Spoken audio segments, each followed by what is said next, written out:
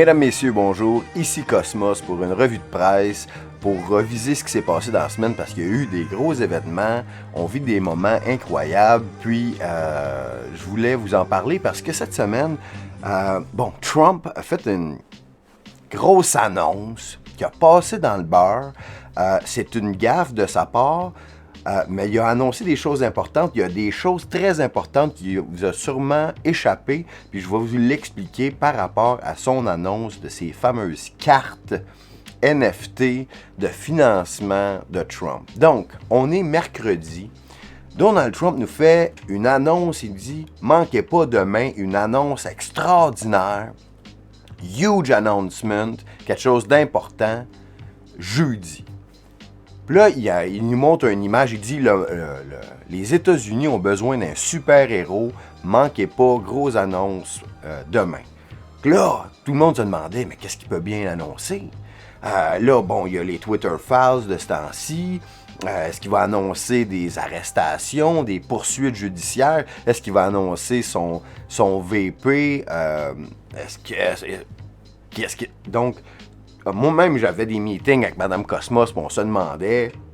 Sur Internet, je me rappelle, j'avais répondu au facteur quand il disait « Vous pensez que ça va être quoi? » Je me disais « on a besoin d'un super-héros, va se transformer en super-héros, va se faire implanter une puce Neuralink de Elon Musk, puis là, il va avoir un gros drone contrôlé Bluetooth avec son bouclier de Q. » Je veux dire, tout était là. Puis là, l'annonce, on apprend que c'est une campagne de financement pour des cartes NFT. Donc, des cartes NFT, c'est quoi exactement? C'est un peu flou. C'est...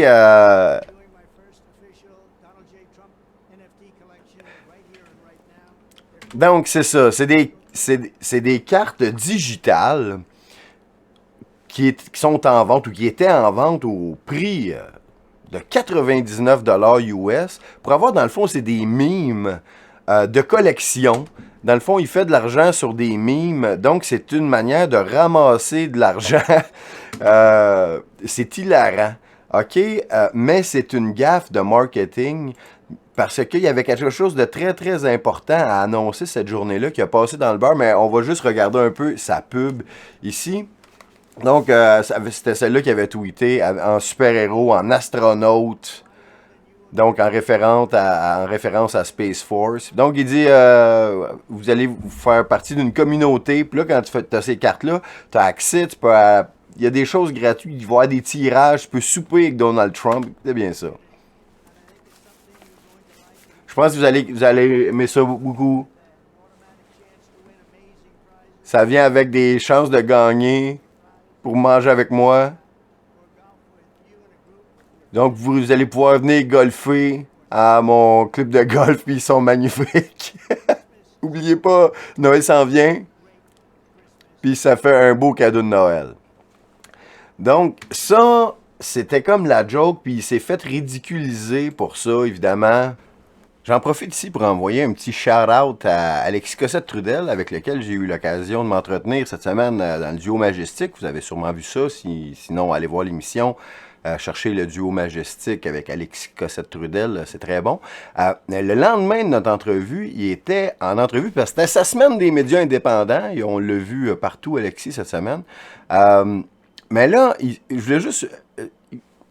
OK, on est mercredi, et puis il se fait demander par Antoine Cutita de Alliance Humaine. D'après lui, c'est quoi qui va se passer avec l'annonce de Trump, là? Parce que, tu sais, il venait de sortir sa pub, puis la grosse annonce. Puis voici la réponse d'Alexis. Ça vaut la peine, puis ça vous montre à quel point il connaît son matériel, il connaît son homme. Écoutez ça. Pour toute la journée qui s'annonce demain. Et on va commencer avec... comme on a discuté en off, évidemment, il y a toujours des effets d'annonce, machin truc, mais celle-là, elle est plutôt sympathique, elle vient de sortir tout à l'heure, et Donald Trump a balancé ça, regardez. America needs a superhero.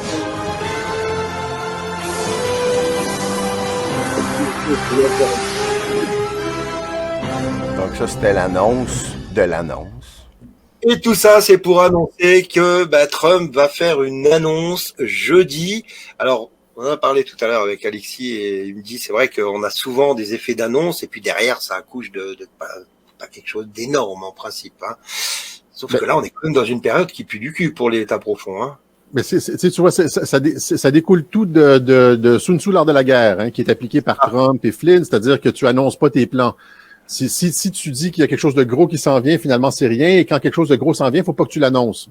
Hein, soyez forts, ayez l'air fort quand vous êtes faible et ayez l'air faible quand vous êtes fort, Sun Tzu l'art de la guerre. Et donc les gros effets d'annonce comme ça, si on suit Sun Tzu l'art de la guerre, ne sont jamais des trucs hyper percutants. Et les trucs percutants ne sont jamais annoncés. Mais est-ce que là, c'est la question que je me pose, parce que connaître son affaire, notre Alexis, c'est exactement ça qui s'est passé. Mais malheureusement, parce que là, vous allez voir la vraie annonce, dans le fond, celle qui a passé dans le beurre. Vraiment. Donc, mais on a beau le ridiculiser, mais en fait, ce qui est arrivé, c'est que il avait 45 000 de ses cartes à vendre, et puis ils se sont écoulés, il les a toutes vendues, ces cartes, en moins de 12 heures. Donc, un petit 4,5 millions de financement vite. Il y en aura peut-être d'autres à coût de 4,5 millions, mais la gaffe, c'est que ce qui nous permet de se rendre compte que Trump, en ce moment, il est mal entouré, mal conseillé, c'est que cette joke-là des cartes NFT, tout le monde a pris ça pour rire de lui, se moquer de lui, puis ça a fait passer dans le beurre sa vraie annonce, qu'est-ce qui est vraiment sérieux, parce que ça aurait dû être juste ça, la grosse annonce, sans l'histoire des cartes, parce que juste avec ça, ils viennent de scooper DeSantis et tous les autres républicains qui auraient voulu se présenter contre lui. C'est la voie du bon sens, c'est sa loi, son projet de loi concernant la censure et l'Internet. C'est aux antipodes totales de ce que nos politiciens canadiens tentent de faire avec la loi C11, entre autres, pour censurer l'Internet. Bien, lui, c'est des règlements pour faire en sorte qu'il n'y ait pas de censure. Mais comme tout le monde est occupé à rire de Trump sans arrêt, parce que si je marque Trump NFT card, par exemple, la quantité de vidéos de gens qui se moquent de lui, c'est sans fin, c'est juste ça. Mais ça a complètement occulté le vrai message. Puis ça, va falloir justement que Trump revienne avec ça parce que c'est très, très, très, très bon. Donc, je vais vous traduire son message, le message de Trump ici, qui est la vraie annonce, celle qui a passé dans le beurre. Donc, je vous la traduis simultanément. Je vais peut-être l'arrêter à quelques moments pour commenter. On y va comme ça. Donald J. Trump sur la censure sur Internet. L'annonce qui a passé dans le beurre, que vous l'aurez appris en primeur sur Cosmos Info.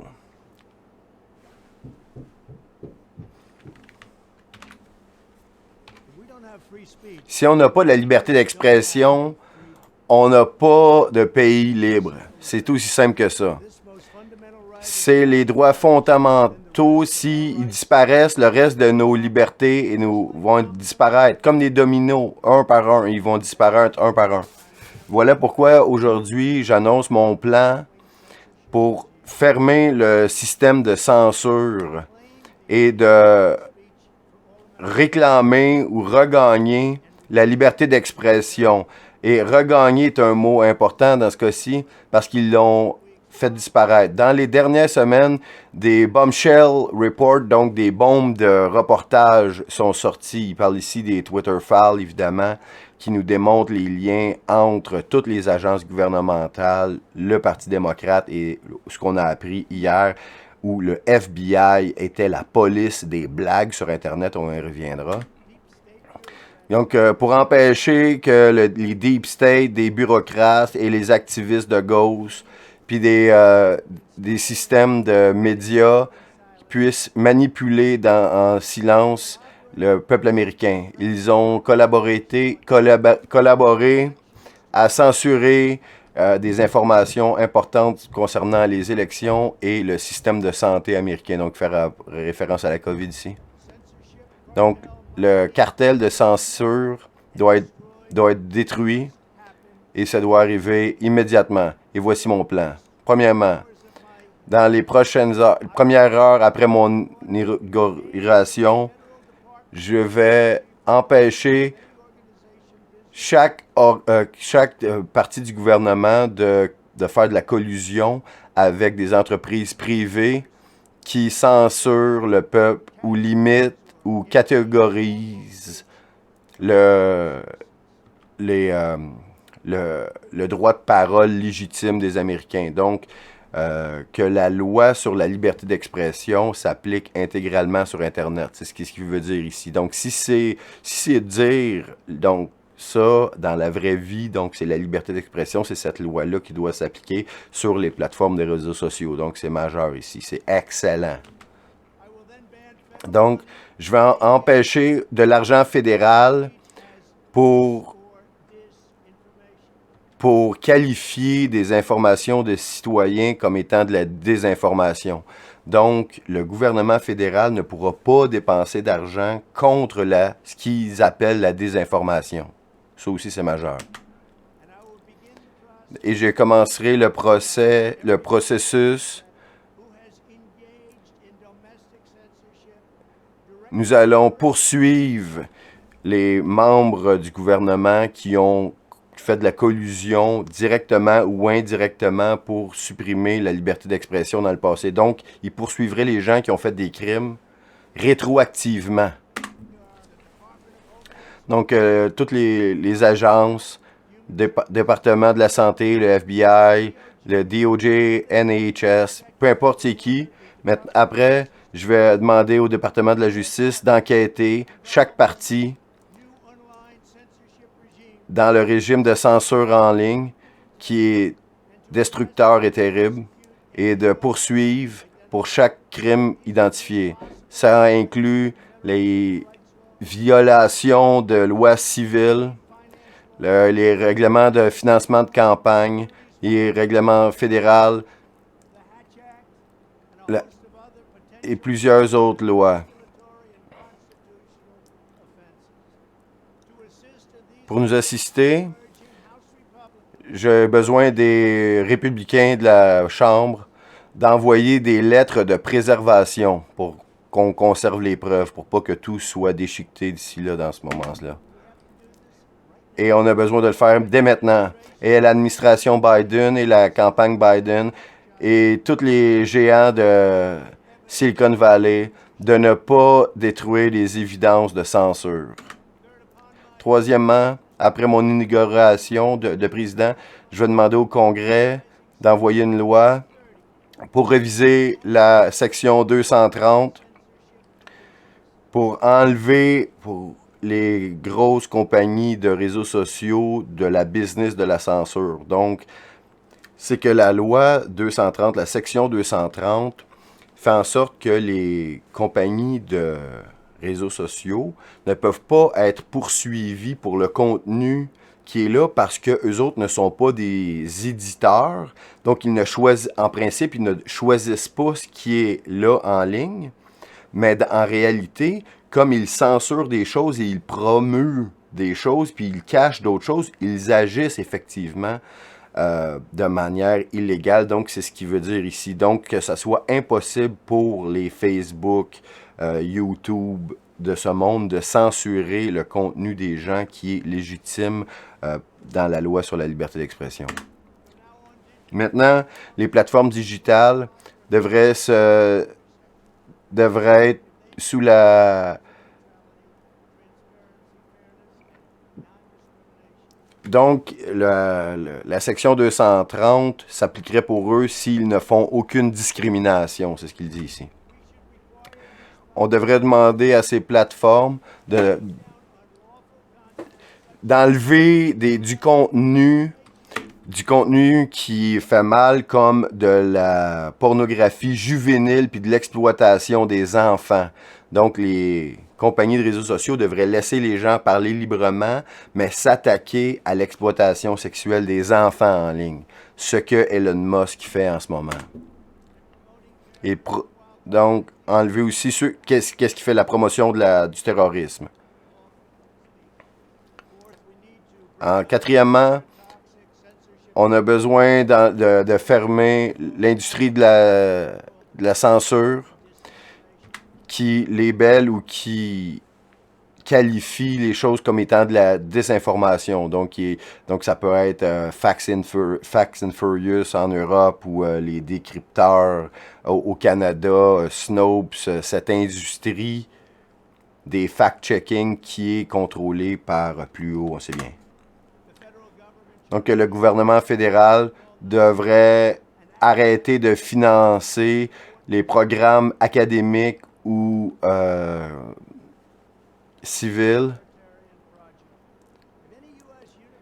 Si une université américaine s'engage dans la censure ou dans les interférences électorales, comme flaguer du contenant de médias sociaux, ces universités devraient perdre leur financement de recherche pour une période d'au moins 5 ans. On doit aussi avoir de nouvelles lois qui déterminent les pénalités qui ont fait de la collusion avec des entreprises privées pour enlever les droits des Américains pour le premier, 4e et 5e amendement. En autres termes, d'enlever le pouvoir de voter. Lorsque vous perdez la confiance dans les élections, lorsque vous perdez la frontière, on n'a plus de pays. Puis en plus, pour confronter le problème de plusieurs plateformes qui sont infiltrées par des membres du Deep State, il devrait avoir une période de 7 ans où n'importe quel employé d'une agence fédérale comme le FBI ne peut travailler pour une plateforme de réseau social pendant au moins 7 ans. C'est ce qu'il dit ici. Un autre point extrêmement important, parce que dans le fond, il prend les leçons des Twitter Files, ce qu'on a appris dans les Twitter Files. OK, pour plus que ça arrive, voici ce qu'on doit faire, et c'est ça qu'il est en train d'annoncer en ce moment. Et que la CIA aussi, la NSA. Donc, toutes les entreprises de 3 lettres fédérales, donc les employés qui ont travaillé dans ces agences à 3 lettres, comme le FBI ou la CIA, pendant 7 ans ne pourraient pas travailler pour une compagnie qui manipule de grosses quantités de data personnelles des Américains. 5e, le temps est arrivé pour le Congrès de passer un Bill of Rights, c'est donc pour le Congrès, pour notre vie digitale. Donc les officiels du gouvernement auraient besoin d'un ordre de la Cour pour éliminer du contenu de réseau social et non seulement un petit email on the side comme on a vu dans les Twitter Files depuis 2 semaines. Comme le FBI a fait à envoyer à Twitter. Et en plus,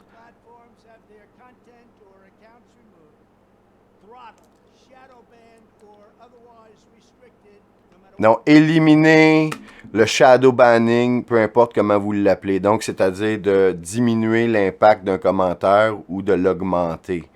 Donc, une autre pratique qui a été faite par Twitter et qui est faite par toutes les autres réseaux sociaux. Parce que ce qu'on a appris sur Twitter, on sait très pertinemment que c'est exactement la même chose qui se passe chez Facebook, chez Google, chez YouTube, etc., Instagram, Snapchat, Twitch. OK? C'est la même chose, sauf que maintenant, la lumière a été faite sur Twitter, on le sait. Donald Trump réagit avec des lois qui font beaucoup de sens. C'est les lois de la vie civile qui doivent s'appliquer sur Internet. Il devrait... Donc, on a le droit d'avoir des raisons et on a le droit de pouvoir faire appel.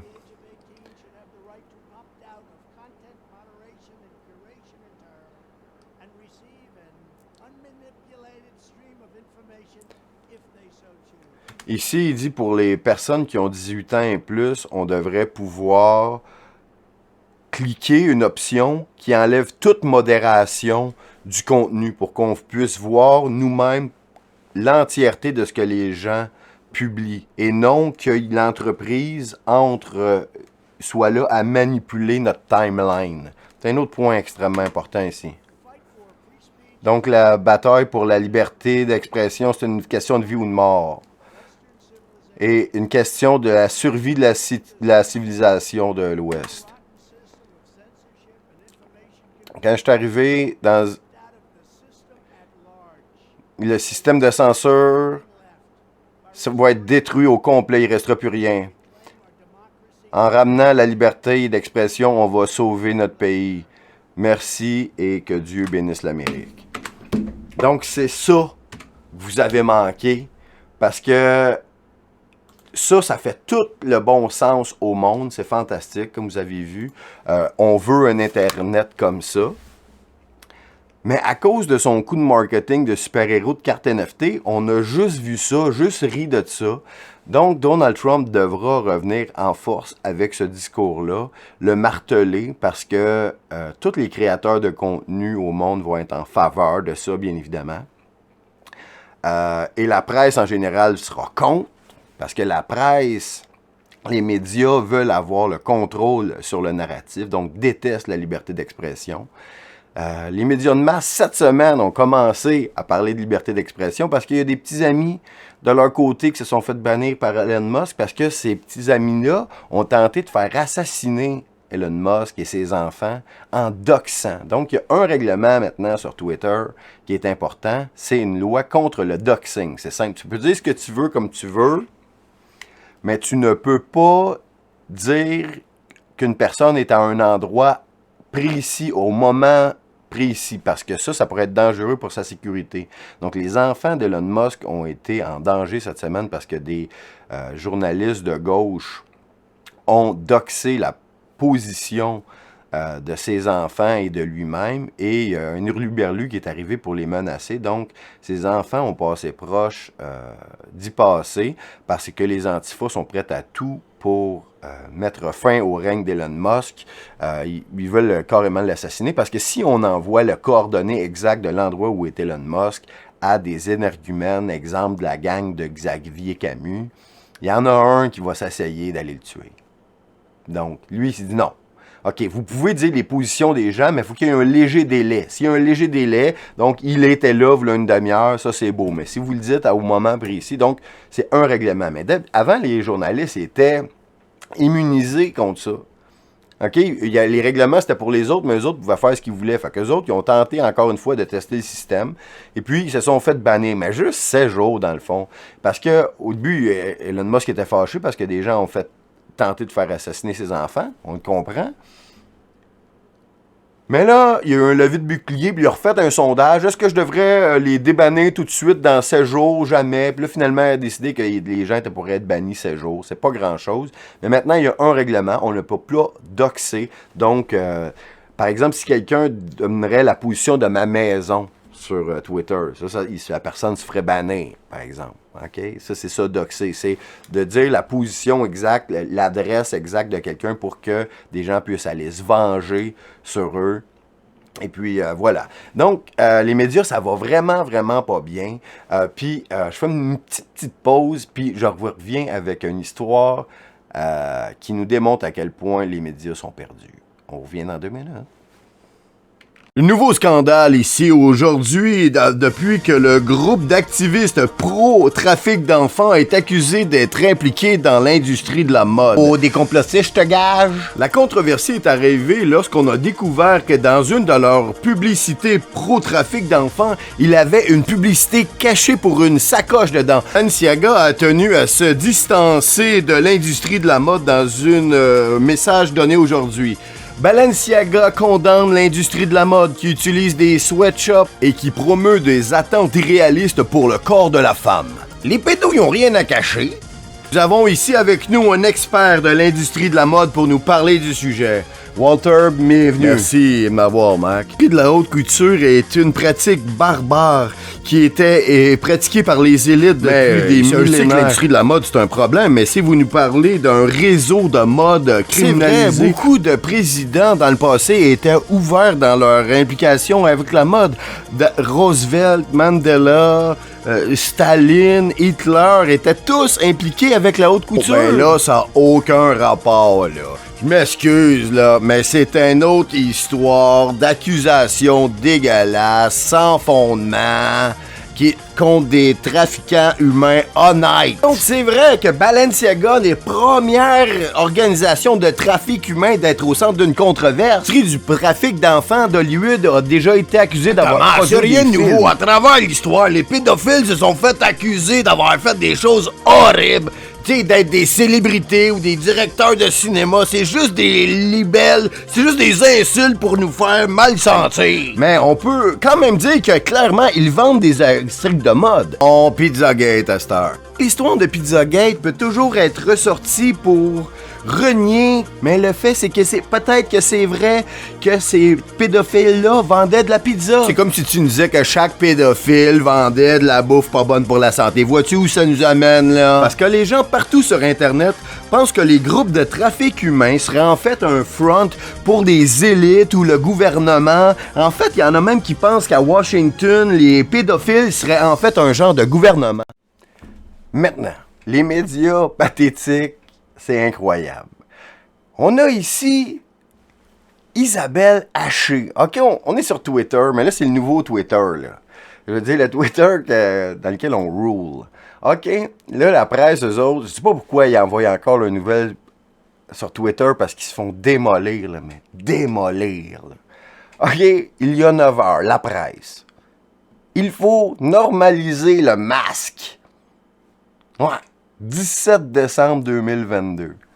2 ans et demi après qu'on l'ait imposé au monde, un gros 8 mois après que ça soit plus obligatoire, puis personne le met, puis personne le met. Moi, dans ma communauté autour de moi, là, à Joliette, là, c'est moins que 5%. Je veux dire, personne le met, là. Puis ceux qui le mettent, ils regardent la terre, c'est des, comme Samuel Grenier les appelle, des témoins de TVA. Bon, OK. Mais là, eux autres, ils en rajoutent une couche. Il faut normaliser le masque. Puis là, ils envoient un lien vers leur article. Comme vous savez tout ça, comme vous savez qu'il existe un moyen formidable, simple, de freiner la propagation des virus respiratoires qui causent ce catastrophique bordel, le port du masque. Hein? C'est fantastique, c'est un moyen formidable. C'est un moyen formidable et simple. Hein? Pas moins de 82% des Québécois estiment que le masque est efficace pour lutter contre les infections, selon le plus récent sondage de l'Institut national de la santé publique. Seulement 18% n'y croient pas. Quel pourcentage des gens, vous pensez, qui croient à votre sondage? Puis là, je suis allé voir le sondage. C'est quoi ce sondage-là? Effectivement, un sondage, mais c'est un sondage de gens qui répondent à chaque semaine à leur sondage. Mais il y a d'autres chiffres intéressants là-dedans qui disent, regarde, une des questions qu'ils demandent à leur gang, si j'attrape la COVID-19, mon corps pourra combattre la maladie facilement. 76% des répondants sont d'accord avec ça. 76% de moi, je suis pas la COVID, on passe à travers de ça aisé. OK? Si j'attrape la COVID-19 à nouveau, mon corps pourra combattre la maladie facilement. OK? Fait que là, t'as 82% du monde qui ont déjà eu le COVID qui dit « Je l'ai encore! » Rien là. Puis ceux qui l'ont pas eu, je sais pas qui a pas eu la COVID, là. Mais eux autres, il y a quand même 71% du monde qui pense qu'il n'y a rien là. Puis là, tu te dis, c'est quoi ce sondage-là? Ben, la méthodologie est là à la fin, OK? Depuis le 1er juillet 2020, 3300 adultes québécois répondent au sondage web chaque semaine. C'est qui ces 3300 adultes-là? Y a-t-il un de ces adultes québécois qui répondent au sondage de l'INSPQ chaque semaine qui est dans les auditeurs de Cosmos Info? J'en voudrais que quelqu'un écrive dans les commentaires s'il y a quelqu'un qui est là-dedans. Comment on fait pour répondre à ces sondages-là? Parce que moi, tous les sondages que je vois sur Twitter, là-dessus, c'est comme 97% tu sais, anti-tout, là.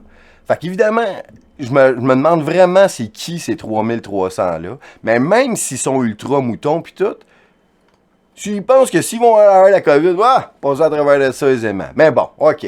Pour en revenir à l'article maintenant, puis donc elle triple là, sur le masque, puis il y a des photos de masque. Vous devriez mettre le masque, c'est le fun. Pour être honnête, je me souviens, pas de grand monde à l'époque qui s'opposait aux mesures contraignantes. Pour ma part, je n'étais certainement pas contre l'urgence.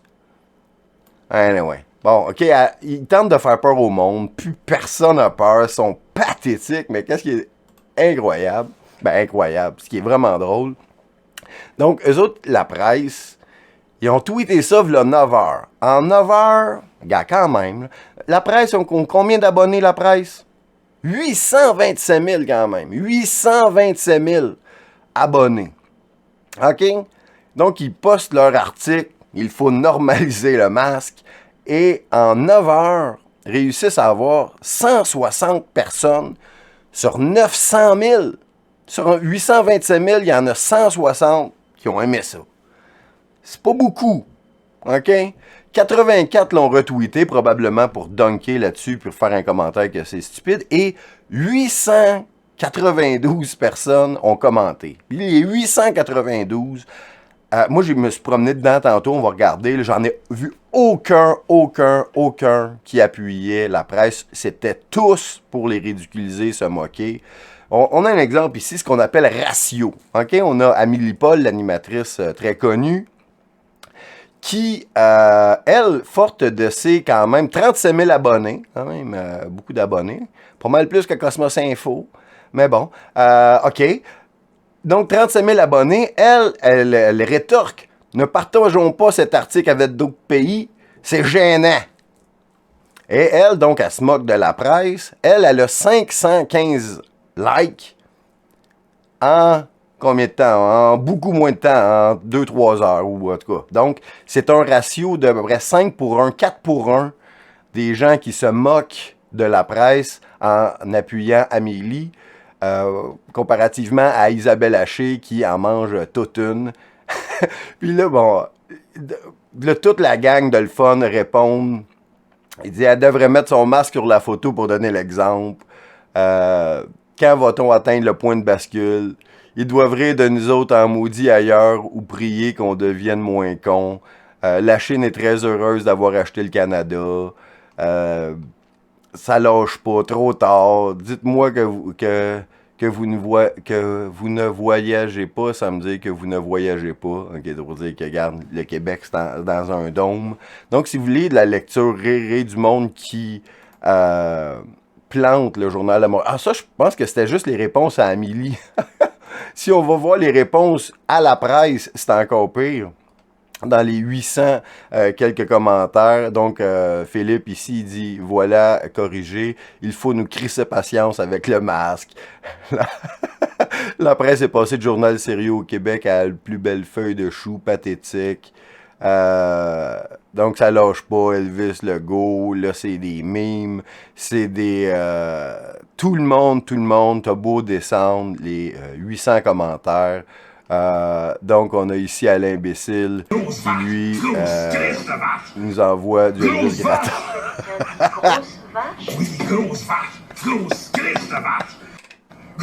Ah ouais, mon Bob. Isabelle Haché. Il faut surtout normaliser le libre choix. Il y en a qui disent non, faut pas normaliser la maladie mentale. Donc, on a ici des politiciens avec la normalisation du masque. Tout le monde.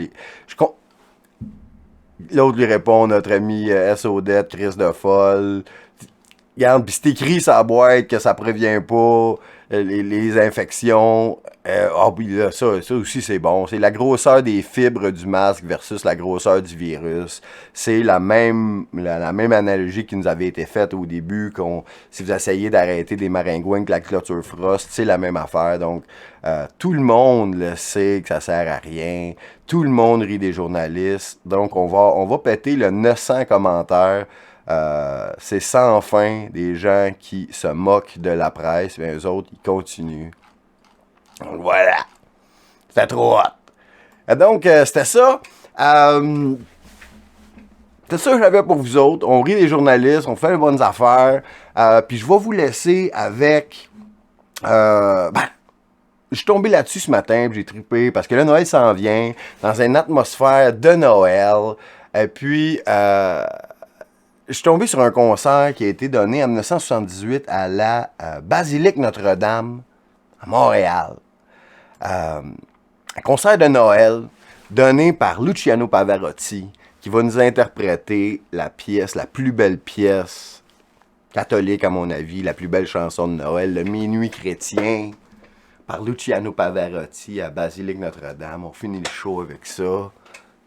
On se revoit bientôt, c'était Capitaine Cosmos. Maintenant, seulement Cosmos, je me mélange moi-même. On se revoit bientôt, live.